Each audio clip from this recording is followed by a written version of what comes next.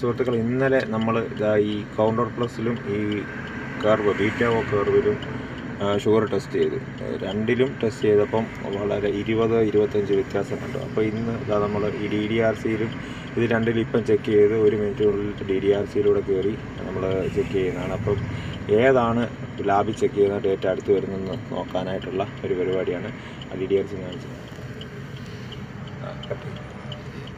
ആദ്യം നമ്മൾ ചെക്ക് ചെയ്യുന്നത് കൗണ്ടർ പ്ലസ് എന്നതിനകത്താണ്. സ്റ്റെപ്പ് ഇട്ടു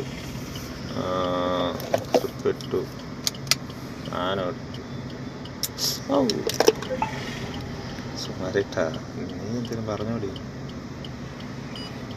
ഓക്കെ,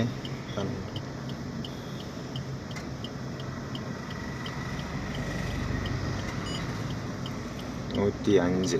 നമ്മൾ ആ ബീറ്റ ഈ ഫോണിൽ മൊബൈലിൽ അറിയില്ല.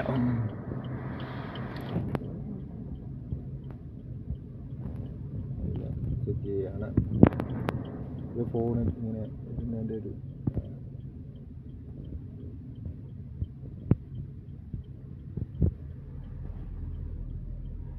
99, മറ്റേത് 105.